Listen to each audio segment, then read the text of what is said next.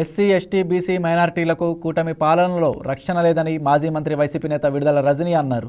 రాష్ట్రంలో ఏ సామాన్యుడు పోలీస్ స్టేషన్కి వెళ్తే పరిస్థితి లేదన్నారు. లోకల్ టీడీపీ ఎమ్మెల్యే చెప్తేనే స్టేషన్లోకి అడుగు పెట్టనిస్తున్నారని అన్నారు.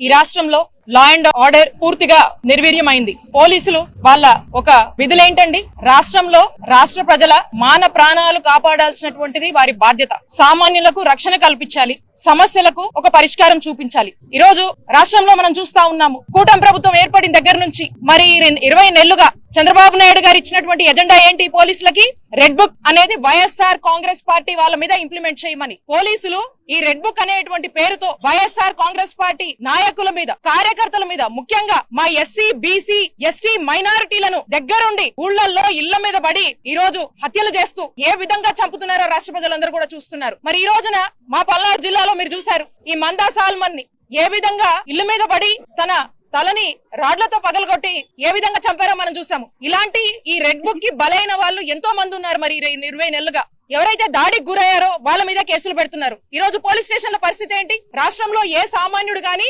పోలీస్ స్టేషన్ కి వెళ్లి ఒక కంప్లైంట్ ఇస్తే ఆ ఎమ్మెల్యే గాని, ఆ మినిస్టర్ గాని, అక్కడ ఉన్నటువంటి మినిస్టర్ గాని, లేదా చంద్రబాబు నాయుడు గారి ఆఫీస్ నుంచి చెప్తే గాని ఎఫ్ఐఆర్ కట్టే పరిస్థితి లేదు. లేదా ఈ రోజు సామాన్యుడు వెళ్లి ఎఫ్ఐఆర్ ఇచ్చి నాకు న్యాయం చేయడానికి మాట్లాడితే తిరిగి అదే సామాన్యుడి మీద ఎఫ్ఐఆర్ కట్టేటువంటి పరిస్థితులు ఈ రోజు రాష్ట్రంలో నెలకొన్నవి.